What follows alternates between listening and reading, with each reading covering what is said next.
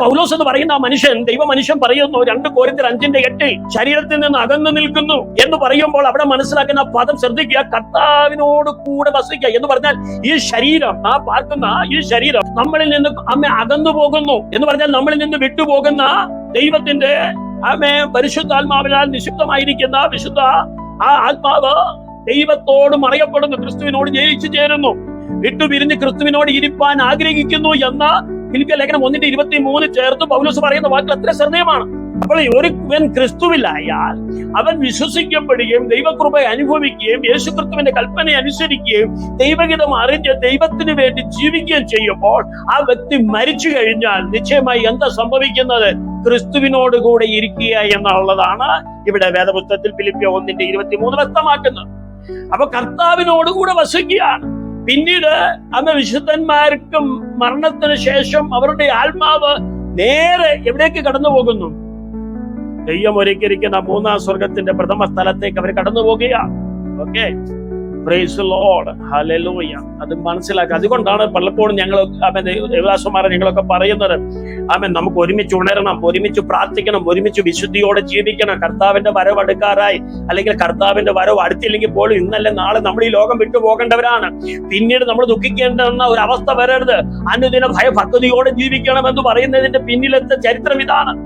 നമ്മൾ പാപം കൂടാതെ ജീവിക്കണമെന്നും നല്ല വ്യക്തിയായി തീരണമെന്നും ഒക്കെ കൂടുതൽ ഓർമ്മിപ്പിക്കുന്നതിന്റെ കാര്യം എന്താണ്? ഏത് നിമിഷവും മരണം നമ്മളെ പിടികൂടാ. പക്ഷെ മരണം കഴിഞ്ഞ് പിന്നീടുള്ള നമ്മുടെ ട്രാൻസ്ഫർ എന്ന് പറയുന്ന 2 സ്ഥലമുണ്ട്. ഒന്ന് നരകം, ഒന്ന് സ്വർഗം.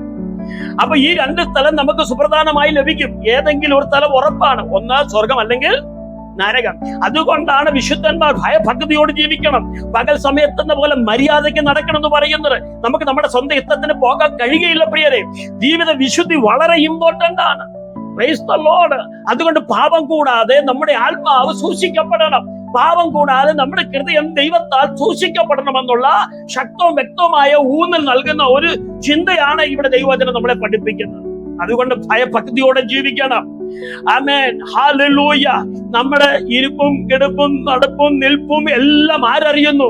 എല്ലാവരും ചേർന്ന് പറഞ്ഞാൽ സ്വർഗത്തിലെ ദൈവം അറിയുന്നു. എത്ര പേർക്ക് ആമേൻ പറഞ്ഞ് സ്തോത്രം ചെയ്യാൻ കഴിയും? അതുകൊണ്ടാണ് പ്രിയമുള്ളവരെ, അടുത്ത നിമിഷം എന്ത് സംഭവിക്കും നമുക്കറിയത്തില്ല. പലരും ഒക്കെ യാത്ര ചെയ്യുമ്പോൾ കുഴഞ്ഞു വീണ് മരിക്കുന്നു നമ്മൾ പറയുന്നില്ലേ? ഹല്ലേലൂയ. മരണം ഏതു വിധേനയും കടന്നു വരാം, അപകടത്തിലൂടെ കടന്നു വരാം, രോഗത്തിലൂടെ കടന്നു വരാം, കുഴഞ്ഞു വീണ പല നിലകളിൽ അപകടം കടന്നു വരാം. അപകടത്തിന് ഇന്ന് ലോകത്ത് പല നിലകളിലുള്ള കാര്യങ്ങളാണ് കണ്ടുവരുന്നത്. അതുകൊണ്ട് നമ്മുടെ മുമ്പിൽ നേരിടുന്ന അപകടങ്ങൾ ഏതു വിധേനം വരുമ്പോൾ ഒരു മനുഷ്യൻ ആ അപകടത്തെ ഫേസ് ചെയ്യുവാൻ വളരെ ദൃഢതയോടെ, നെഞ്ചുറപ്പോടെ, ചങ്കൂറ്റത്തോടെ, ഭയഭക്തിയോടെ, പ്രാഗൽഭ്യത്തോടെ, വിശ്വാസത്തോടെ ഞാൻ ഇന്ന് മരിച്ച സ്വർഗത്തിൽ പോകുമെന്നുള്ള ഒരു വലിയ ഉറപ്പോടുകൂടെ വേണം ഓരോ നിമിഷവും ഓരോ വ്യക്തിയും ജീവിക്കണമെന്ന് ഈ വിശുദ്ധ വേദപുസ്തകം നമ്മളെ പഠിപ്പിക്കുന്നു. എത്ര പേർക്ക് ആമേൻ പറഞ്ഞ് സ്തോത്രം ചെയ്യാൻ കഴിയും? ഹല്ലേലൂയ. അതുകൊണ്ട് പരിശുദ്ധാത്മാവിൽ വേണം നാം ജീവിക്കുവാൻ. പരിശുദ്ധാത്മാവിൽ നിറഞ്ഞ് പരിശുദ്ധാത്മ അനുഭവത്തോടു കൂടെ വേണം നമ്മൾ മുന്നോട്ട് പോകാൻ. നമ്മുടെ കാഴ്ചപ്പാടുകളെല്ലാം ദൈവം ശ്രദ്ധിക്കുന്നു, നമ്മുടെ ഹൃദയത്തിലെ നിരൂപണങ്ങളെല്ലാം ദൈവം മനസ്സിലാക്കുന്നു. അതുകൊണ്ട് ജീവിത വിശുദ്ധി വളരെ ഇമ്പോർട്ടന്റ് ആണ് എന്ന് ഇവിടെ തിരുവെടുത്ത് ശക്തവും വ്യക്തമായ നിലയിൽ പറയുന്നു. ഓക്കെ, അതുകൊണ്ട് നമുക്ക് ധൈര്യത്തോടെ മുന്നോട്ട് പോകാം. സ്വർഗത്തിലെ ദൈവത്തിന്റെ പരിശുദ്ധാത്മാവ് നമ്മളെ അതിനായി സഹായിക്കുമാറാകട്ടെ. നാം തിരുവെടുത്ത് പഠിക്കുമ്പോൾ പുനരുത്ഥാനത്തിനായിട്ട് യേശുക്രിസ്തുവിൽ വിശ്വസിച്ചിരിക്കുന്ന ആത്മാക്കൾ കാത്തിരിക്കുക. യേശുക്രിസ്തുവിൽ വിശ്വസിച്ചിരിക്കുന്ന ആത്മാക്കൾ എന്തിനു വേണ്ടി കാത്തിരിക്കുകയാണ്? പുനരുത്ഥാനത്തിനായി കാത്തിരിക്കുകയാണ്. Praise the Lord. എന്ന് പറഞ്ഞു കഴിഞ്ഞാൽ ഏതൊരു മനുഷ്യന്റെയും ഭൗമിക ശരീരവും ഈ ഭൂമിയിൽ അസ്തമിക്കുമ്പോൾ അവനിൽ നിന്ന് വിട്ടുപോകുന്ന ആത്മാവ് ക്രിസ്തുവിനോട് ചേരണം, ക്രിസ്തുവിൽ മറയപ്പെടണം. ഒരു പുനരുത്ഥാന അനുഭവത്തോടെ അവൻ കടന്നു പോകണം. 1 തെസ്സലോനിക്ക ലേഖനം 4-ാം അധ്യായത്തിൽ 13 മുതൽ 17 വരെയുള്ള വചനങ്ങൾ വായിക്കുമ്പോൾ നമുക്ക് വ്യക്തമായിട്ട് കാണാൻ കഴിയും. അവിടെ ക്രിസ്തുവിൽ മരിച്ചവർ അവന്റെ മടങ്ങി വരവിന് വേണ്ടി എന്ത് ചെയ്യുക? കാത്തിരിക്കുക. പ്രിയമുള്ളവരെ, ദൈവത്തിന്റെ വചനം പഠിപ്പിക്കുന്നത് ഇങ്ങനെയാണ്: പഴയ നിയമത്തിലും പുതിയ നിയമത്തിലുള്ള സകല വിശുദ്ധന്മാരുടെ ആത്മാക്കൾ എവിടെ എത്തും? 1-ാം സ്വർഗത്തിൽ എത്തപ്പെടും എന്ന് ഇവിടെ ഉറപ്പിച്ച് പ്രസ്താവിക്കുന്നു. ബൈബിൾ സ്വർഗത്തെ ഒരു സ്ഥലമായിട്ടല്ല കാണുന്നത് എന്ന് ഞാൻ നേരത്തെ തൊട്ട് പറയാനിടയായി. ബൈബിളിൽ ദൈവത്തിന്റെ വാസസ്ഥലത്തെ അവതരിപ്പിക്കുന്നത് ദൈവത്തിന്റെ സാന്നിധ്യത്തെ കുറിച്ചാണ്. ദൈവത്തിന്റെ വിശുദ്ധിയെ കുറിച്ചാണ്, ദൈവത്തിന്റെ മഹത്വത്തെ കുറിച്ചാണ്, ദൈവത്തിന്റെ സാന്നിധ്യത്തെ കുറിച്ചാണ് ബൈബിൾ സ്വർഗത്തെ വിശദീകരിക്കുന്നത്. അതുകൊണ്ട് വെളിപ്പാട് പുസ്തകത്തിലെ 4-ാം അധ്യായവും 5-ാം അധ്യായവും ഹബക്കൂക്ക് പുസ്തകത്തിലെ 1-ാം അധ്യായത്തിലെ 13-ാം വചനവും ചേർത്ത് പഠിച്ചു കഴിഞ്ഞാൽ സ്വർഗത്തിലെ ആ നേർക്കാഴ്ച ശക്തമായി നമുക്ക് കാണാൻ കഴിയും. അതുകൊണ്ട് പ്രിയമുള്ളവരെ, ദൈവത്തിന്റെ സാന്നിധ്യത്തിന്റെ ഏറ്റവും ഉയർന്ന മണ്ഡലം എവിടെയാണെന്ന് അറിയാമോ? ഈ പറയപ്പെടുന്ന 3-ാം സ്വർഗമാണ്. ദൈവത്തിന്റെ സിംഹാസനത്തിന് ചുറ്റുമുള്ള നിരന്തരമായ ആരാധനയുടെ ഒരു സ്വർഗീയ രംഗമാണ് ഈ വെളിപ്പാട് പുസ്തകത്തിൽ നമുക്ക് കാണാൻ കഴിയുന്നത്. 3-ാം സ്വർഗത്തിൽ 2 വ്യത്യസ്ത അവസ്ഥകളെ കാണാൻ കഴിയുന്നുണ്ട്. നിരന്തരമായ ഒരു ആരാധന അവിടെ നടക്കുന്നുണ്ട്. അപ്പോൾ തന്നെ സമ്പൂർണ്ണ വിശുദ്ധിയുടെ ഒരു വലിയ സത്യവും അവിടെ മറഞ്ഞു നിൽക്കുക. അപ്പൊ സ്വർഗത്തിലെ ദൈവത്തിന്റെ നിവാസ സ്ഥലം എന്ന് പറയുന്നത് വിശുദ്ധിയുടെ ഒരു സ്ഥലമാണ്. അപ്പോൾ തന്നെ എന്താണ്? ആരാധനയുടെയും സ്ഥലമാണ് എന്ന് നമ്മൾ ഈ തിരുവഴുത്തിൽ പഠിപ്പിക്കുന്നു. വെളിപ്പാട് പുസ്തകത്തിന്റെ 4-ാം അധ്യായവും അതുപോലെ തന്നെ 5-ാം അധ്യായവും ചേർത്ത് വെച്ച് നമ്മൾ പഠിക്കുമ്പോൾ അത് മനസ്സിലാക്കാൻ കഴിയും. ഒന്നാമത് നമ്മൾ കാണാൻ കഴിയുന്നത് വെളിപ്പാട് പുസ്തകത്തിന്റെ 4-ാം അധ്യായത്തിന്റെ 1-ാം വചനം വായിക്കുമ്പോൾ അവിടെ കാണുന്നത് എന്താണെന്നറിയാമോ? സ്വർഗത്തിൽ തുറന്നിരിക്കുന്ന ഒരു വാതിൽ കാണാനിടയാകും. സ്വർഗത്തിൽ എന്താണ്? തുറന്നിരിക്കുന്ന ഒരു വാതിൽ കാണാൻ കഴിയുന്നു. നമ്മൾ പലപ്പോഴും സ്വർഗത്തെ കാണുന്നത് ഒരു വലിയ മന്ദിരമായിട്ടാണ് കാണുന്നത്. വാസ്തവത്തിൽ ആ മന്ദിരം ഇന്ന് ഇവിടെയുള്ള സിമെന്റോ കട്ടയോ ഉപയോഗിച്ചുള്ള ഒരു മന്ദിരത്തെ കുറിച്ചല്ല പറയുന്നത്, ഒരു വലിയ ബിൽഡിങ്ങിനെ കുറിച്ചല്ല പറയുന്നത്. Praise the Lord. അത് ദൈവത്തിന്റെ വിശുദ്ധിയുടെ ഒരു രൂപമാണ് കാണുന്നത്. കുറച്ചുകൂടെ ഞാൻ ഓർമ്മപ്പെടുത്തത്തക്ക നിലയിൽ, മനസ്സിലാക്കത്തക്ക നിലയിൽ ചില കാര്യങ്ങളൂടെ ഞാൻ ഓർമ്മിപ്പിക്കാം. യെഹെസ്കേലിനോട് ദൈവം ഈ താഴ്വരയിലെ അത്തികൾ ജീവിക്കുമോ എന്ന് ചോദിക്കുന്ന ഒരു ചിത്രം നമുക്കറിയാം. വാസ്തവത്തിൽ താഴ്വരയിൽ എന്താണ്? അത്തി കൂമ്പാരങ്ങളാണ്, വർഷങ്ങളുടെ പഴക്കമുള്ള അത്തികളാണ്. എന്നാൽ സ്വർഗത്തിലെ ദൈവത്തിന്റെ ആത്മാവ് യെഹെസ്കേലിനെ ഈ താഴ്വരയിലേക്ക് കൊണ്ട് നിർത്തിയിട്ട് പറയുന്നു, ഈ അത്തികൾ ജീവിക്കുമോ? എന്നാൽ ആത്മാവിൽ നിറഞ്ഞ യെഹെസ്കേൽ പറയുന്നു, ദൈവമേ, നീ സകലതും അറിയും, നിന്നാൽ കഴിയാത്തത് ഒന്നുമില്ല. തിരുവനന്തപുരത്ത് പഠിക്കുന്നത് ഇങ്ങനെയാണ്: ദൈവത്തിന്റെ ശ്വാസം വീഴുവാനിടയായി, ദൈവത്തിന്റെ കാറ്റ് വീശുവാനിടയായി. അപ്പോൾ ദൈവത്തിന്റെ കാറ്റും ശ്വാസവും വന്ന് ഈ അത്തികളിൽ ഒരു രൂപാന്തരം ഉണ്ടാകുന്നു. മാംസവും ത്വക്കും എന്ത് ചെയ്യുന്നു? വന്നു ചേരുന്നു എന്ന് തിരുവനന്തപുരത്ത് പഠിപ്പിക്കുന്നു. നോക്കണേ, ശൂന്യമായ അവസ്ഥയെ നിറയ്ക്കുന്ന ഒരു അനുഭവമാണ് കാണാൻ കഴിയുന്നത്. അപ്പോൾ മനസ്സിലാക്കണം, വിശുദ്ധിയുടെയും നിർമ്മലതയുടെയും സത്യസന്ധതയുടെയും ദിവ്യമേറിയ മഹത്വം കൊണ്ട് പൂരിതമാണ് എവിടെ? ഈ 3-ാം സ്വർഗം. എത്ര പേർക്ക് ആമേൻ പറഞ്ഞ ദൈവത്തിന് സ്തോത്രം ചെയ്യാൻ കഴിയും? ഹല്ലേലൂയ. വാസ്തവത്തിൽ പത്മോസ് ദ്വീപിൽ നാട് കടത്തപ്പെട്ട യോഹന്നാൻ അപ്പോസ്തലൻ വെളിപ്പാട് 4-ാം അധ്യായത്തിൽ 1-ാം വചനം നാം വായിക്കുമ്പോൾ ഈ അപ്പോസ്തലനെ ദൈവത്തിന്റെ ആത്മാവ് അശരീരിലൂടെ സംസാരിക്കുന്നു, ഇവിടെ കയറി വരിക. സ്വർഗത്തിലെ കുറിച്ചുള്ള വിശാലമായ ഒരു കാഴ്ചപ്പാട്, ദർശനം നൽകാൻ ഇവിടെ ദൈവം തയ്യാറാകിയാണ്. വാസ്തവത്തിൽ പൗലോസിന് തന്റേതാകുന്ന വ്യക്തിപരമായ ജീവിതത്തിൽ സ്വർഗത്തിലെ കാഴ്ചകൾ ഒരു ചെറിയ നിലവാരത്തിലെ കാണാൻ കഴിഞ്ഞിട്ടുള്ളൂ. അവിടെ മാനുഷിക ശബ്ദമല്ലാത്ത ദൈവിക ശബ്ദങ്ങളുടെ ഒരു വലിയ നിറകുടം പൗലോസ് ഗ്രഹിപ്പാനിടയായി. മനുഷ്യർക്കാർക്കും മനസ്സിലാകാത്ത ഭാഷകൾ പൗലോസിന് മനസ്സിലാക്കാൻ കഴിഞ്ഞു. എന്നാൽ യോഹന്നാൻ അപ്പോസ്തലൻ ഇവിടെ പത്മോസിലായിരിക്കുമ്പോൾ സ്വർഗത്തിലെ ദൈവം ഇവിടെ അവനെ കയറി വരിക എന്ന ഒരു വലിയ ഓട്ടർ കോളിങ്ങോടുകൂടെ സ്വർഗം എന്ന 3-ാം സ്വർഗം എന്ന വിശാലമായ വിസ്താരവുമായ ആ കാഴ്ചപ്പാട് ഇവിടെ കാണിച്ചു കൊടുക്കുകയാണ്. ഓക്കെ, അപ്പോൾ ദൈവത്തിന്റെ സന്നിധിയിൽ നിവാസ സ്ഥലത്ത് സിംഹാസനമുണ്ടെന്നും ആ സിംഹാസനത്തിന് ചുറ്റുപാട് എന്തൊക്കെയാണ് സംഭവിക്കുന്നത് അക്കമിട്ട് ഈ 4-ാം അധ്യായത്തിൽ വ്യക്തമാക്കുന്നു. അപ്പോൾ പ്രിയമുള്ളവരെ, നമ്മൾ മനസ്സിലാക്കേണ്ട ഒരു കാര്യം ഇതാണ്: പഴയ നിയമത്തിലെ യെഹെസ്കേലിനും യെശയ്യാവിലും ഒക്കെ ഈ സ്വർഗീയ ചിത്രം കാണിക്കുമ്പോൾ തന്നെ, പൗലോസിന്റെ ലൈഫിലും ഈ സ്വർഗീയ ചിത്രം കാണിക്കുമ്പോൾ തന്നെ, ഇവിടെ പത്മോസ് ദ്വീപിൽ അകപ്പെട്ടിരിക്കുന്ന അപ്പോസ്തലനായ യോഹന്നാനും ഈ സ്വർഗീയ ദർശനം കാണുകയാണ്. അപ്പോൾ ഒരു കാര്യം വ്യക്തമായി മനസ്സിലാക്കുക: സ്വർഗം എന്നത് ഒരു യാഥാർത്ഥ്യമാണ്. ഹല്ലേലൂയ.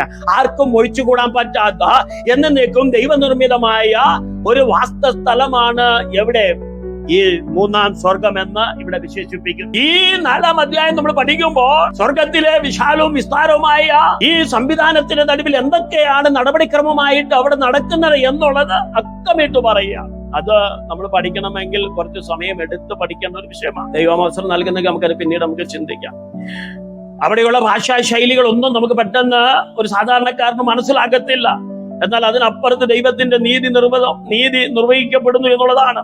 വെളിപ്പാടിന് 4:6 കണ്ണാടിക്കടൽ എന്നൊക്കെ പറയുമ്പോൾ നമ്മളെ മനസ്സിലാക്കുന്ന ചിന്തകള്, ദൈവിക ചിന്തകൾ വേറെയാണ്. അത് അതീന്ദ്രിയത്തെയും അതുപോലെ തന്നെ വേർപിരിയലിന്റെയും ഒരു ചിത്രമാണ് അവിടെ പ്രതീകപ്പെടുത്തുന്നത്. ദൈവത്തിനും സൃഷ്ടിക്കും ഇടയിലുള്ള അനന്തമായ വിടവിനെയാണ് അത് പ്രതിഫലിപ്പിക്കുന്നത്. അപ്പൊ സ്വർഗത്തിൽ പോലും വേർതിരിവുണ്ടോ എന്ന് ചോദിച്ചാൽ ആ വേർതിരിവ് നികത്തിക്കൊണ്ട് ആരാധന അവിടെ വെളിപ്പെടുത്തുന്നു എന്ന ഒരു ചിത്രമാണ് ഇവിടെ കാണുവാൻ കഴിയുന്നത്. അവിടെ നമുക്ക് കാണാൻ കഴിയുന്നത് ഇങ്ങനെയാണ്. അനന്തരം സ്വർഗത്തിൽ ഒരു വാതിൽ തുറന്നിരിക്കുന്നത് ഞാൻ കണ്ടു, അല്ലേ? കാഹളനാദം പോലെ എന്നോട് സംസാരിച്ചു കേട്ട ആദ്യത്തെ ശബ്ദം എന്താണ്? ഇവിടെ കയറി വരിക, മേലാൽ സംഭവിപ്പാനുള്ളത് ഞാൻ നിനക്ക് കാണിച്ചു തരാം. ഉടനെ ഞാൻ ആത്മവിവശനായി എന്നാണ് ആര് പറയുന്നത്? അപ്പോസ്തലനായ യോഹന്നാൻ പറയുന്നു. പ്രിയമുള്ളവരെ ശ്രദ്ധിച്ചു കേൾക്കുക. സ്വർഗത്തിൽ ഒരു സിംഹാസനം വെച്ചിരിക്കുന്നു. സിംഹാസനത്തിൽ ഒരുവൻ ഇരിക്കുന്നത് താൻ കാണുന്നു. ഇരിക്കുന്നവൻ കാഴ്ചയ്ക്ക് സൂര്യകാന്തത്തോടും പത്മരാഗത്തോടും സദൃശൻ. സിംഹാസനത്തിന് ചുറ്റും കാഴ്ചയ്ക്കും മരകതകത്തോടും സദൃശ്യമായിരിക്കുന്ന ഒരു പച്ചവില്ല് കാണുന്നു. സിംഹാസനത്തിന് ചുറ്റും 24 സിംഹാസനം. വെള്ളയുടുപ്പ് ധരിച്ചുകൊണ്ട് സിംഹാസനത്തിന് ഇരിക്കുന്ന 24 മൂപ്പന്മാർ. തിരുവെടുത്ത് പറയുന്നത് ഇങ്ങനെയാണ്: അവരുടെയൊക്കെ തലയിൽ പൊൻകിരീടമുണ്ട്.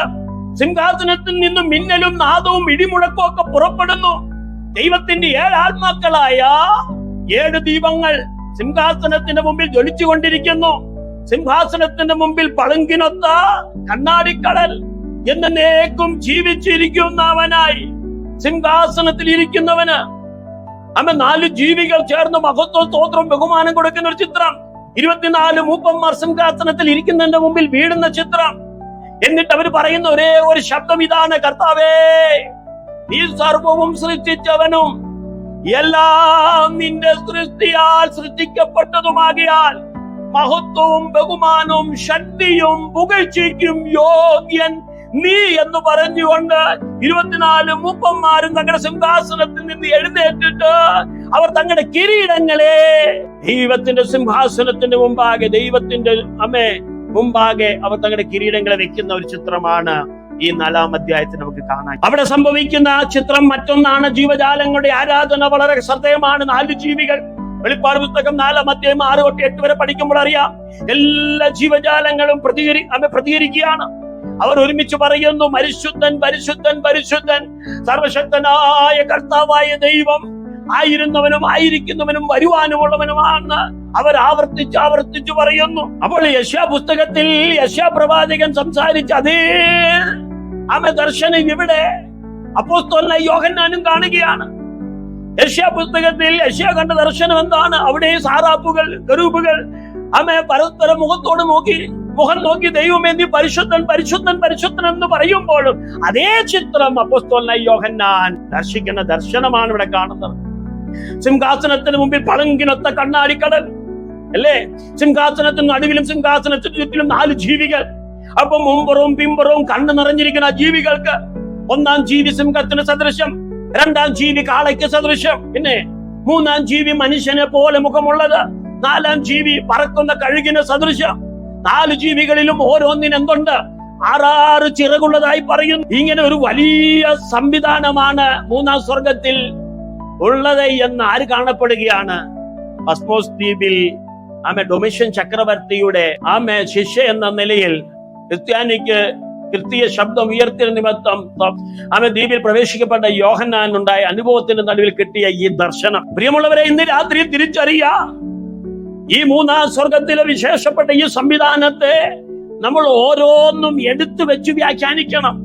അപ്പോഴേ നമുക്ക് അതിന്റെ മഹത്തായ മർമ്മവും ശക്തിയും എത്രമാത്രം വലുതാണെന്ന് നമുക്ക് മനസ്സിലാക്കാൻ കഴിയുള്ളൂ. 24 മൂപ്പന്മാരുടെ ചിത്രം എന്ന് പറയുന്നത് പഴയ നിയമത്തിലെ പറഞ്ഞാട്ടോ ഇസ്രായേലിലെ 12 ഗോത്രങ്ങൾ, പുതിയ നിയമത്തിലെ 12 അപ്പോസ്തലന്മാരുടെ ഒരു ചിത്രമാണ് അവിടെ കാണുന്നത്. അവർ സഷ്ടാംഗം വീണുകയും സിംഹാസനത്തിന് മുമ്പിൽ കിരീടങ്ങൾ ഇടുകയും ചെയ്യുന്നു. എല്ലാ ശക്തിയുടെയും അധികാരത്തിന്റെയും ഉറവിടമായി അവർ ദൈവത്തെ എന്ത് ചെയ്യുകയാണ്? അംഗീകരിക്കുന്നു. വെളിപ്പാട് 4-10 മുതൽ 11 വരെയുള്ള വചനം അതാണ് പറയുന്നത്.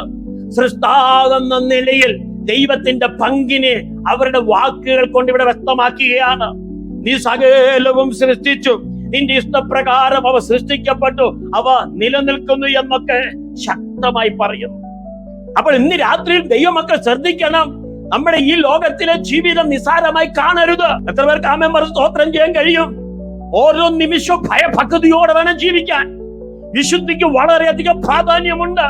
ദൈവത്തിന്റെ നിയമത്തിന് വളരെ പ്രാധാന്യമുണ്ട്. അതുകൊണ്ട് സ്വന്തം ഇഷ്ടപ്രകാരം ആരും നടക്കരുത് എന്ന് ഇന്ന് രാത്രി ആത്മാവ് നമ്മളെ ബുദ്ധി ഉപദേശിക്കുകയാണ്. ദൈവത്തിന്റെ ശ്വാസം നമ്മളിൽ ഉള്ളിടത്തോളം കാലം ദൈവം നമ്മുടെ കൂടെ വരുന്നു. ഇമ്മാനുവേൽ നമ്മുടെ കൂടെ വരുന്നു. ക്രിസ്തു എന്ന അഭിഷിക്തൻ നമ്മുടെ കൂടെ വരുന്നു. ഹല്ലേലൂയ. അതുകൊണ്ട് പരിശുദ്ധാത്മാവിൽ വളരെയധികം ഭയഭക്തിയോട് ജീവിക്കണമെന്ന ഒരു മുന്നറിയിപ്പ് കൂടിയാണ് ഈ 3-ാം സ്വർഗത്തിലെ ദർശനം നമുക്ക് നൽകി തരുന്നത്. ചില കാര്യങ്ങളോട് ഒരിക്കലും ദൈവത്തിന് നന്ദി പറഞ്ഞാട്ട് എല്ലാവരും ദൈവത്തെ അല്പനിമിഷം സ്തോത്രം ചെയ്താട്ട് അവർ പറയുന്നത് ഇങ്ങനെയാണ്: ഞങ്ങളുടെ ദൈവത്തിന് ഞങ്ങൾ ഹല്ലേലൂയ ആമേൻ രാജ്യവും പുരോഹിതന്മാരുമാക്കി ദൈവമാക്കി വെച്ചിരിക്കുന്നു എന്നവർ സന്തോഷത്തോടെ പറയുന്നു. അതുകൊണ്ട് ഞങ്ങൾ ഞങ്ങളുടെ ദൈവത്തിന് പുതിയ പാട്ട് പാടും. കാരണം ഞങ്ങളെ ദൈവം കണ്ടിരിക്കുന്ന എങ്ങനെയാണെന്നറിയാമോ? രാജകീയ പുരോഹിത വർഗമായിട്ടാണ്. ഞങ്ങളുടെ ദൈവം കണ്ടിരിക്കുന്നത് വിശുദ്ധന്മാരായിട്ടാണ്, ശ്രേഷ്ഠ ഗണമായിട്ടാണ്. അതുകൊണ്ട് ഭൂമിയിൽ സെപ്പറേറ്റ് ഒരു പുരോഹിതനില്ല, സെപ്പറേറ്റ് അയമാന്മാരില്ല, സെപ്പറേറ്റ് ലേവ്യരില്ല. സകലരും ലേവ്യരാണ്, സകലരും പുരോഹിതരാണ്, സകലരും രാജകീയ കുടുംബത്തിലെ അംഗങ്ങളായിട്ട് പുതിയ നിയമത്തിലുള്ള വിശ്വാസ ഗണത്തെ ഇവിടെ ആത്മാവിൽ ദൈവത്തിന്റെ അഭിഷിക്തന്മാർ അക്കമിട്ട് എഴുതി നമ്മളെ ഓർമ്മിപ്പിച്ചു തരികയാണ്. ഭൂമിയിൽ മാത്രമേ മത സംവിധാനങ്ങളുള്ളൂ, ആചാരങ്ങളും അനുഷ്ഠാനങ്ങളും ഭൂമിയിൽ മാത്രമേ ഉള്ളൂ, ചട്ടക്കൂടുകൾ ഭൂമിയിൽ മാത്രമേ ഉള്ളൂ. എന്ന സ്വർഗത്തിൽ ഒരു ചട്ടക്കൂടും ഭൂമിയിൽ ഒരു സംവിധാനം അവിടെയില്ല. കറുത്തവനുമെന്നും വെളുത്തവനെന്നും വേർതിരിക്കുന്നവർ ഇവിടെ മാത്രമേ ഉള്ളൂ. പണത്തിന്റെ പേര് വേർതിരിക്കുന്നവരല്ല ഇവിടെ ഉള്ളൂ. മനുഷ്യത്വം തത്തപ്പെടുന്നതൊക്കെ ഇവിടെയാണ്. വിഗ്രഹ ആരാധികൾ വർദ്ധിച്ചു വരുന്നത് ഇവിടെയാണ്. സ്വസ്നേഹികളും ദിവ്യാഗ്രഹങ്ങളും വർദ്ധിച്ചു വരുന്നത് ഇവിടെയാണ്. അധർമ്മ മൂർത്തികളുടെ ശക്തി വെളിപ്പെടുന്നതല്ല ഇവിടെയാണ്. 2-ാം സ്വർഗത്തിലെ പിശാചിന്റെ ദൂതഗണത്തിന്റെ ശക്തി പൂർണ്ണമായി പതിക്കുന്നത് ഈ ഭൂമിയിലാണ്. 3-ാം സ്വർഗത്തിൽ ഒരു അശുദ്ധിക്കും പ്രവേശനമില്ല. 3-ാം സ്വർഗത്തിൽ ഒരു സൈത്താന്റെ ശക്തിക്കും പ്രവേശനമില്ല. 3-ാം സ്വർഗത്തിൽ ഒരു നിമിഷം പോലും കറുപ്പിന്റെ അനുഭവത്തിന് സ്ഥാനമില്ല. അതുകൊണ്ട് അവിടെ വ്യക്തമായി ആത്മാവ് പറയുന്ന പദം ഇങ്ങനെയാണ്: അവിടെ കുഞ്ഞാടിനെ ആരാധിക്കുന്ന ആരാധന സ്ഥലമാണ്. അപ്പോൾ ദൈവത്തിന്റെ വചനം പറയുന്ന ഈ 3-ാം സ്വർഗം എന്ന് പറയുന്ന ദൈവത്താൽ രൂപപ്പെട്ടിരിക്കുന്ന ഈ സ്ഥലം എന്ന് പറയുന്നത് വിശുദ്ധിയുടെയും ദൈവത്തിന്റെ സാന്നിധ്യത്തിന്റെയും അധികാരത്തിന്റെയും ഒരു രൂപമായി മാറുകയാണ്. സ്നാപയോഹന്നാൻ സ്നാനപ്പെടുവാൻ യേശുക്രിസ്തുവിനെ സ്നാനപ്പെടുത്തുന്ന സമയം സ്വർഗത്തിൽ നിന്ന് പ്രാവെന്ന പോലെ, ഒറിജിനൽ പ്രാവല്ലെന്നുള്ളത് വ്യക്തമാണ്. പ്രാവെന്ന പോലെ ഇറങ്ങി വരുന്ന രൂപം ദൈവത്തിന്റെ വിശുദ്ധിയുടെയും സാന്നിധ്യത്തിന്റെ അധികാരത്തിന്റെയും രൂപമാണ്. അപ്പോൾ വിശേഷിപ്പിക്കുന്ന പദം എന്താണ്? പ്രാവെന്നുള്ള പദമാണ്. എന്നതുപോലെ സ്വർഗത്തിലെ ദൈവത്തിന്റെ കൂടാരം എന്ന് പറയുന്നത്, ഭവനം എന്ന് പറയുന്ന ഒരു രൂപമാണ്. ഓക്കെ, ആ രൂപം എന്ന് പറയുന്ന ആ വലിയ സിംഹാസനം എന്ന് പറയുന്നതും ആ കൊട്ടാരം എന്ന് പറയുന്നതും ഒരു രൂപമാണ്. എന്തിന്റെ രൂപം? വിശുദ്ധിയുടെയും ദൈവ സാന്നിധ്യത്തിന്റെയും ദൈവത്തിന്റെ അധികാരത്തിന്റെയും മഹത്വത്തിന്റെയും രൂപമാണ്. അത് എല്ലായ്പ്പോഴും സഞ്ചരിച്ചു കൊണ്ടിരിക്കും. ഇന്ന് സ്വർഗത്തിൽ സഞ്ചരിക്കുന്നുവെങ്കിൽ നാളെ അത് ഭൂമിയിൽ വരും. അത് അത്രയും മനസ്സിലാക്കുക. അപ്പം ദൈവത്തിന്റെ വചനം നമ്മൾ പഠിക്കുമ്പോൾ യേശുക്രിസ്തുവിന്റെ മധ്യാകാശത്തിന്റെ വരവോടുകൂടെ വിശുദ്ധന്മാർ എടുക്കപ്പെടുമ്പോൾ 7 വർഷക്കാലം എതിർ ക്രിസ്തു അന്തിക്രിസ്തു എന്നൊക്കെ പറയപ്പെടുന്ന അധികാരിയുടെ ഭരണം 7 വർഷം ഇവിടെ നിലനിൽക്കെ പിന്നീട് വരുന്നത് എന്താണെന്നറിയാമോ? സ്വർഗോന്നത വാസസ്ഥലത്തിരിക്കുന്ന ആ രൂപം എവിടേക്ക് വരുമെന്നറിയാമോ? ഭൂമിയിലേക്ക് വരും. 1000 ആണ്ട് ദൈവത്തിന്റെ പുത്രനായ ക്രിസ്തു മനുഷ്യരുടെ ഇടയിൽ വസിക്കാൻ വരുന്നു. ഈ ഭൂമി ദൈവം ഏറ്റെടുക്കാൻ പോകുന്നു. എത്ര പേർക്ക് വിശ്വസിക്കാനും മനസ്സിലാക്കാനും കഴിയുന്നുണ്ട്? ഓക്കെ, അത് വലിയൊരു സംവിധാനമാണ്, വലിയ സിസ്റ്റമാണ്. അങ്ങനെ വരാൻ പോകുന്ന ഭൂമിയിലെ സ്വർഗത്തെ കുറിച്ച് നമ്മൾ ചിന്തിക്കും. അപ്പോൾ ദൈവത്തിന്റെ വചനം പറയുന്നത് ഇങ്ങനെയാണ്. വെളിപ്പാട് പുസ്തകത്തിൽ 5-ാം അധ്യായത്തിലും ഓർമ്മിപ്പിക്കുന്ന നാടകീയ ചിത്രം എന്താണ്? ദൈവത്തിന്റെ കയ്യിലുള്ള ഒരു ചുരുളിനെ കുറിച്ച് പറയുന്നു.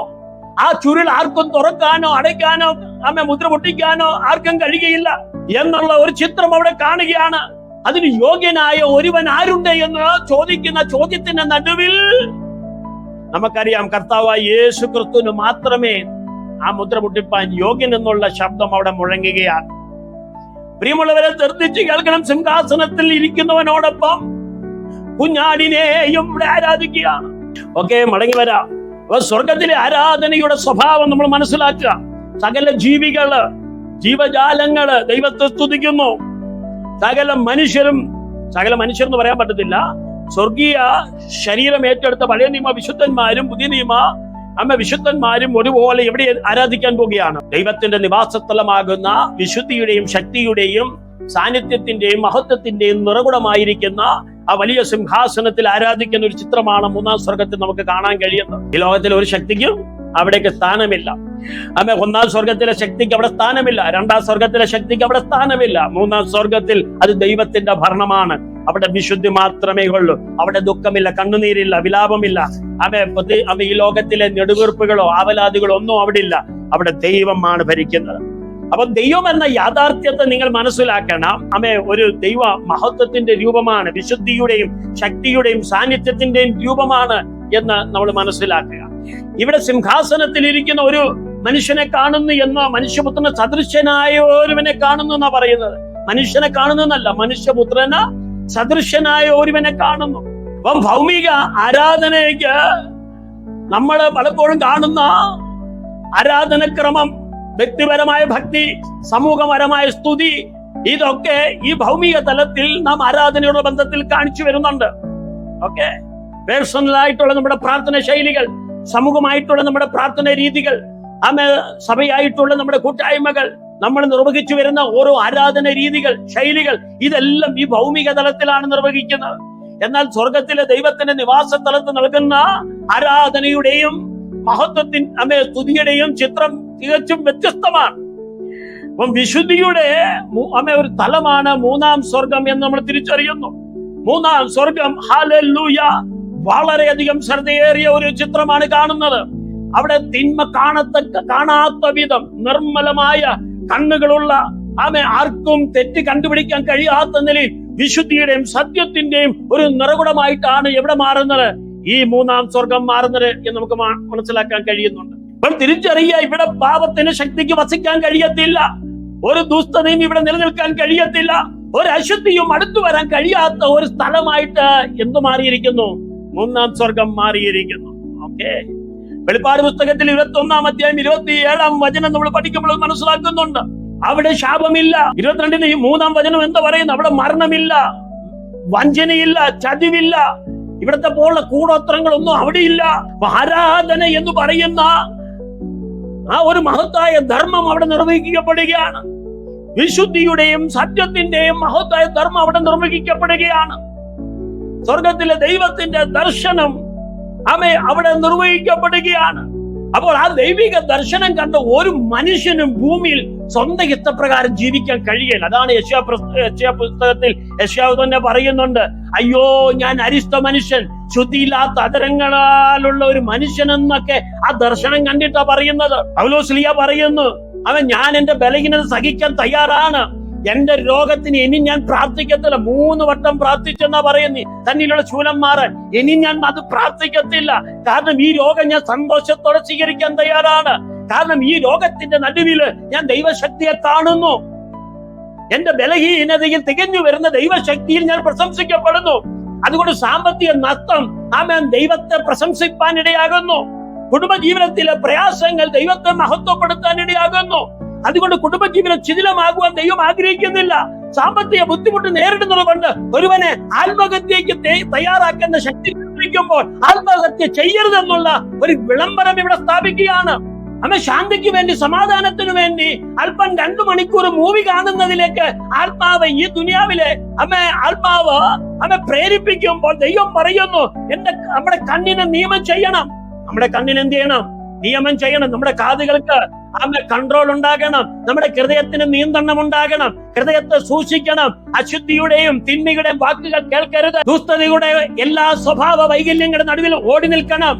സങ്കീർത്തനക്കാരൻ 1-ാം അധ്യായത്തിൽ 1-ാം വചനം എന്താ പറയുന്നത്? ദുഷ്ടന്മാരുടെ ആലോചന പ്രകാരം നടക്കാതെയും പാപികളുടെ വഴിയിൽ ഇരിക്കാതെയും പാപികളുടെ വഴിയിൽ നിൽക്കാതെയും പരിഹാസികളുടെ ഇരിപ്പിടത്തിൽ ഇരിക്കാതെയും ഇരിക്കുന്ന മനുഷ്യൻ ഭാഗ്യവാൻ. അപ്പൊ പാപികളുടെ വഴിയിൽ നിന്ന് ഓടി രക്ഷപ്പെടുക, പരിഹാസികളുടെ ഇരിപ്പിടത്തിൽ നിന്ന് ഓടി രക്ഷപ്പെടുക. അപ്പൊ ഇവിടെയെല്ലാം ദൈവം നമുക്ക് മുന്നറിയിപ്പ് നൽകുന്നത് വിശുദ്ധിക്ക് വളരെ പ്രാധാന്യമുണ്ടെന്നുള്ളതാണ്. കരങ്ങൾ കൊടുത്ത് ദൈവത്തിന് നന്ദി പറഞ്ഞാട്ട് എല്ലാവരും ദൈവത്തെ സ്തുതിച്ചുകൊണ്ടിരുന്നാട്ട്. ഓക്കെ, ദൈവത്തിന് മഹത്വം, മഹത്വം, മഹത്വം. അതുകൊണ്ട് എല്ലായ്പ്പോഴും അതരങ്ങൾ തുറന്ന് ദൈവമേ നീ പരിശുദ്ധൻ, നീ പരിശുദ്ധൻ എന്ന് പറഞ്ഞുകൊണ്ട് ശക്തിയോടെ മുന്നോട്ട് പോകുവാൻ പരിശുദ്ധാത്മാവിന്റെ രാത്രി നമ്മളെ ബുദ്ധി ഉപദേശിക്കുകയാണ്. അതുകൊണ്ട് പാപത്തിൽ നിന്ന് നമ്മൾ വേർപെട്ട് ഓടണം. നമ്മൾ അനുദപിക്കാൻ തയ്യാറാകണം. നമ്മുടെ കുറ്റങ്ങളും കുറവുകളും ദൈവമുമ്പാകെ ഏറ്റുപറയാൻ തയ്യാറാകണം. ക്രിസ്തുവിന്റെ സ്വരൂപത്തോട് അനുരൂപപ്പെടാൻ ഇടയാകണം. സ്വർഗത്തിലെ വിശുദ്ധിയുടെ മഹാത്മ്യം ഗ്രഹിച്ചുകൊണ്ട് നമ്മുടെ നാവിനെ നിയന്ത്രിക്കണം. നമ്മുടെ കണ്ണിനെ നിയമം ചെയ്യണം. തെറ്റായ ഒരു കാഴ്ചയും ഞാൻ കാണുകയില്ല എന്ന തീരുമാനം വളരെ ബലപ്പെട്ടതാണ്. ധാർമ്മിക വിശുദ്ധി വളരെ ആവശ്യമാണ്. പ്രാർത്ഥനയുടെയും ആരാധനയുടെയും കളങ്കമില്ലാത്ത ഒരു മഹത്വം നമ്മളിൽ വെളിപ്പെടണം. Hallelujah, hallelujah. പരിശുദ്ധാത്മാവ് നമ്മുടെ ബുദ്ധി ഉപദേശിക്കുന്നത് ഇതാണ്. മൂപ്പന്മാരും ജീവികളും ഒന്നടങ്കം അവർ സ്വർഗോന്നതങ്ങളിൽ നിന്ന് വിളിച്ചു പറയുന്ന ശബ്ദം ഇതാണ്: ദൈവമേ നീ യോഗ്യൻ, നീ യോഗ്യൻ. സകലതും നീ സൃഷ്ടിക്കപ്പെട്ടു, സകലതും നിന്നാൽ ഉളവായി. നിന്നെ കൂടാതെ ഒന്നും ഉളവായിട്ടില്ല. നീ പുകഴ്ചയ്ക്കും മഹത്വത്തിനും യോഗ്യൻ, യോഗ്യൻ എന്ന് പറഞ്ഞുകൊണ്ട് അവർ ദൈവത്തെ സ്തുതിച്ചുകൊണ്ടിരിക്കുകയാണ്. അവർക്ക് ലഭിച്ചിരിക്കുന്ന അംഗീകാരങ്ങളും പദവികളും ദൈവത്തിന് മുമ്പാകെ അവര് സമർപ്പിച്ചു. ഞങ്ങളെയും നീ യോഗ്യരാക്കി തീർത്തതിന് ഞങ്ങൾ നന്ദി പറയുന്നു. ഞങ്ങൾ പ്രകൃതിക്ക് അതീതമായി പ്രകൃതിക്ക് വിരുദ്ധമായി ഞങ്ങൾ നിലകൊണ്ടിരുന്നിടത്ത് അവിടുത്തെ മഹാസ്നേഹത്തെ ഞങ്ങൾ വേർതിരിച്ചു. അധർമ്മത്തിൽ നിന്ന് വേർതിരിച്ചു, പാപത്തിൽ നിന്ന് വേർതിരിച്ചു, തിന്മയിൽ നിന്ന് വേർതിരിച്ചു. ഞങ്ങൾ അങ്ങേക്ക് നന്ദി പറയുന്നു. അവിടുത്തെ തിരുരക്തത്താൽ ഞങ്ങളെ കഴുകി ശുദ്ധീകരിച്ചു. അവിടുത്തെ പുണ്യാകരത്വം ഞങ്ങൾക്ക് ദാനം നൽകി. ഞങ്ങൾ നന്ദി പറയുന്നു. നിന്നോട് അനുരൂപപ്പെടുവാൻ, അതെ, യേശുക്രിസ്തുവിനോട് കൂടെ അനുരൂപപ്പെടുവാൻ, യേശുക്രിസ്തുവിൽ ഒരു പുതിയ ജീവിതം നയിക്കുവാൻ, ഒരു പുതിയ ഹൃദയം, ഒരു പുതിയ മനസ്സ്, ഒരു പുതിയ ആത്മാവ് നീ ഞങ്ങൾക്ക് ദാനം നൽകി. ഞങ്ങൾ എല്ലാത്തിനും നന്ദി പറയുന്നു. ഇതാ ദൈവത്തിന്റെ വാസസ്ഥലം. വെളിപ്പാട് 21:3 എന്താ പറയുന്നത്?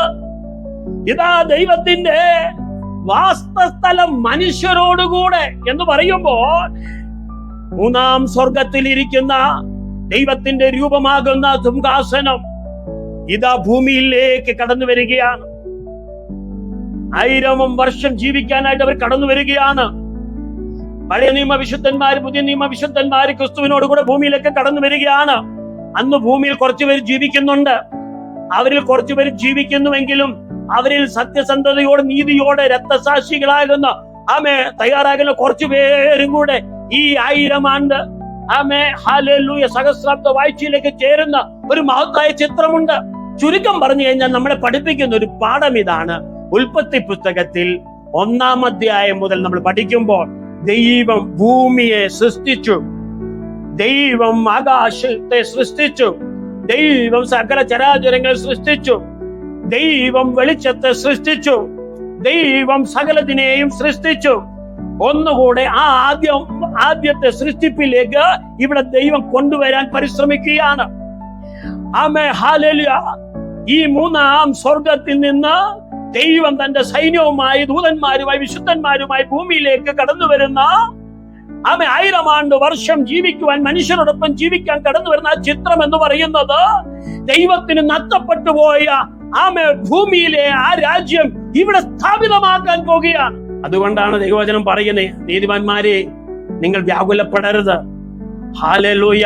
ഒരുവൻ നിന്നെ വിടക്കം നിണ്ണുമ്പോൾ, തള്ളിക്കളയുമ്പോൾ, പുച്ഛിക്കുമ്പോൾ, പരിഹസിക്കുമ്പോൾ തുള്ളിച്ചാടണം എന്ന് പറയുന്നതിന്റെ കാര്യം ഇതാണ്.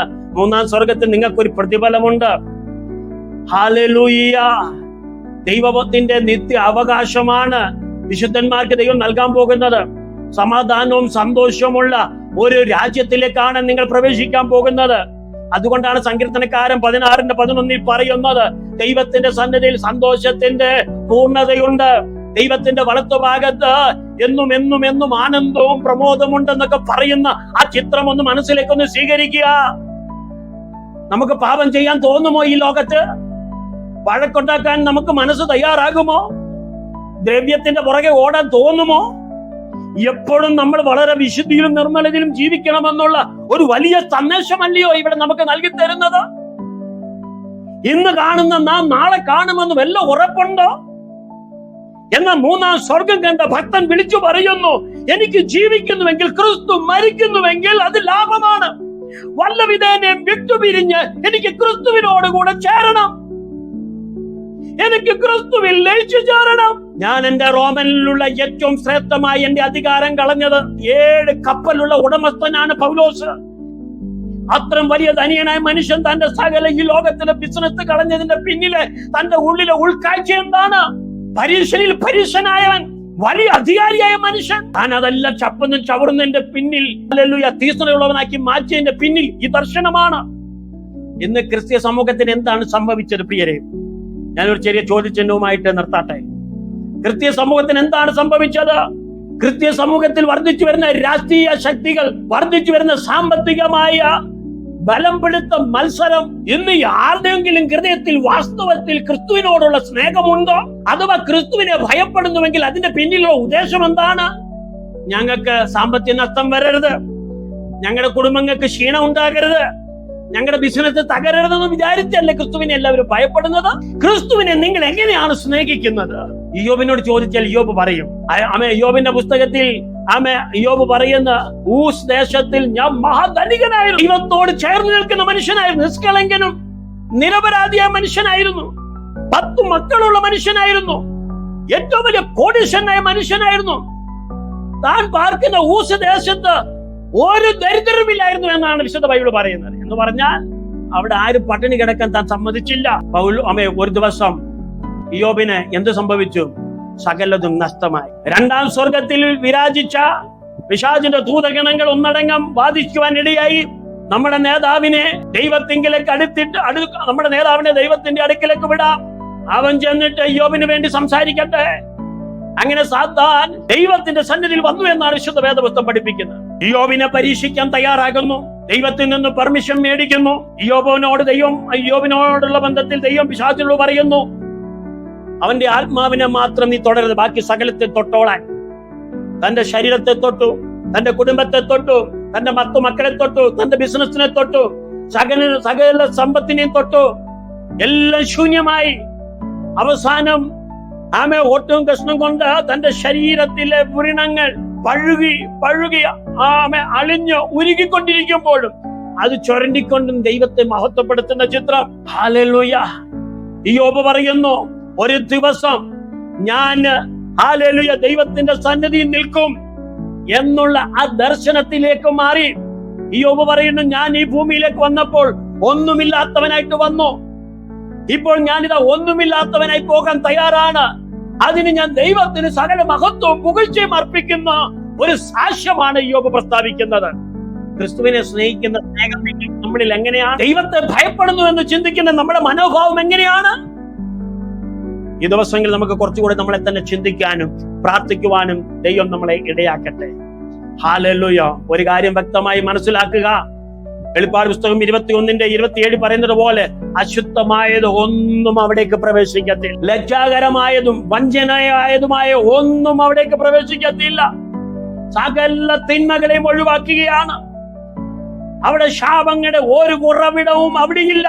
ഇന്ന് രാത്രി ദൈവത്തിന്റെ വചനം കേൾക്കുന്ന പ്രിയപ്പെട്ടവരെ, വിശുദ്ധിയുടെയും ദൈവ സാന്നിധ്യത്തിന്റെയും ശക്തിയുടെയും നിറകുടമായ 3ാം സ്വർഗത്തിലേക്ക് നമുക്ക് എത്തപ്പെടണം. നമുക്കതിനായി ഒരുങ്ങാൻ പരിശുദ്ധാത്മാവ് നമ്മളെ സഹായിക്കട്ടെ. നമ്മുടെ പ്രാണൻ നഷ്ടപ്പെടേണ്ടി വന്നാലും, ബൈബിളിൽ ഇങ്ങനെ ഒരു പദമുണ്ട്, ഹല്ലേലൂയ, നരകത്തിലേക്ക് തള്ളിക്കളയുന്നവനെ ഭയപ്പെടുകയും. ഹല്ലേലൂയ എന്ന് പറഞ്ഞു കഴിഞ്ഞാൽ ഈ ഭൂമിയിലുള്ള ഒന്നിനെയും ഭയപ്പെടരുത്. നമ്മുടെ ആത്മാവിനെ എവിടേക്ക് തള്ളിയിടുന്നവനെ ഭയപ്പെടണം? നരകത്തിലേക്ക് തള്ളിയിടുന്നവനെ. അതുകൊണ്ട് മനുഷ്യരിൽ ആശ്രയിക്കുന്നതിനേക്കാൾ ദൈവത്തിൽ ആശ്രയിക്കണം, പ്രഭുക്കന്മാരിൽ ആശ്രയിക്കുന്നതിനേക്കാൾ ദൈവത്തിൽ ആശ്രയിക്കണം. ദൈവം നമ്മുടെ നീതി എന്ന് തിരിച്ചറിയണം, ദൈവം നമ്മുടെ സത്യമെന്ന് തിരിച്ചറിയണം, ദൈവം നമ്മുടെ വിശുദ്ധി എന്ന് തിരിച്ചറിയണം. അതുകൊണ്ട് ദൈവം വിശുദ്ധനായിരിക്കുന്നത് പോലെ നമ്മൾ വിശുദ്ധനായിരിക്കണം, ദൈവം നിർമ്മലനായിരിക്കുന്നത് പോലെ നമ്മൾ നിർമ്മലനായിരിക്കണം. ജീവിതത്തിൽ വിശുദ്ധി വളരെ പ്രാധാന്യമാണ് എന്ന് പറഞ്ഞുകൊണ്ട് ഇന്ന് രാത്രിയിൽ എന്നെ തന്നെ സമർപ്പിക്കുന്നു. നമ്മുടെ ഓരോരുത്തരെയും അതിനായി സമർപ്പിക്കുവാൻ പരിശുദ്ധാത്മാവ് നമ്മളെ ബുദ്ധി ഉപദേശിക്കുക. ഓക്കെ, ഇന്ന് രാത്രി ഒരിക്കൽ കൂടെ നമ്മളെ സമർപ്പിക്കാം. എല്ലാവരും പ്രാർത്ഥിച്ചുകൊണ്ടിരുന്നാൽ ഒരു നിമിഷം കണ്ണുകളെ അടയ്ക്കുക. കർത്താവേ, മൂന്നാം സ്വർഗത്തിലെ ചിത്രം ആമുഖമായി അല്പമായി ചിന്തിപ്പാനിടയായി. ഞങ്ങൾ ഒന്ന് മനസ്സിലാക്കുന്നു, വിശുദ്ധിയുടെയും നീതിയുടെയും ദൈവീയ സാന്നിധ്യത്തിന്റെയും അധികാരത്തിന്റെയും നിറകുടമായ മൂന്നാം സ്വർഗം, ശ്രേഷ്ഠമായ ദിവ്യമായ മഹത്വമേറിയ മൂന്നാം സ്വർഗം തന്നിൽ വിശ്വസിക്കുന്ന തന്റെ ഭക്തന്മാർക്കുള്ളതെന്ന് ഞങ്ങളെ ബോധ്യപ്പെടുത്തി. ഈ ദിവസങ്ങളിൽ ഞങ്ങൾക്ക് ഭയഭക്തിയോട്, വിശുദ്ധിയോട്, നിർമ്മലതയോട് ദൈവത്തിന്റെ മഹത്വത്തിൽ പ്രവേശിക്കുവാൻ ഞങ്ങളെ ഒരുക്കണമേ. ദൈവത്തിന്റെ സാന്നിധ്യത്തിൽ നിലനിൽക്കാൻ ഞങ്ങളെ ഒരുക്കണമേ എന്ന് പറഞ്ഞുകൊണ്ട് ഇന്ന് രാത്രി ഞങ്ങളെ ഒരിക്കൽ കൂടെ സമർപ്പിക്കുന്നു പിതാവേ. ഈ വചന കേൾവിക്ക് ഒരുക്കപ്പെട്ട എല്ലാ പ്രിയപ്പെട്ടവരെയും അനുഗ്രഹിക്കണം. ഇന്ന് രാത്രി ഞങ്ങളെ ഒരുമിച്ച് അനുഗ്രഹിക്കണം. പിതാവിന്റെയും പുത്രന്റെയും പരിശുദ്ധാത്മാവിന്റെ നാമത്തിൽ സകലരെയും അനുഗ്രഹിക്കണം. ഞങ്ങളുടെ കണ്ണുകൾ, ഞങ്ങളുടെ ഹൃദയ ചിന്തകൾ, ഞങ്ങളുടെ പഞ്ചേന്ദ്രിയങ്ങൾ ദൈവത്തിന്റെ നിയന്ത്രണത്തിലായി തീരുവാൻ സഹായിക്കണമേ എന്ന് പ്രാർത്ഥിക്കുന്നു. ഞങ്ങളിലുള്ള പുറമേയുള്ള മനുഷ്യനെ നീക്കണമേ.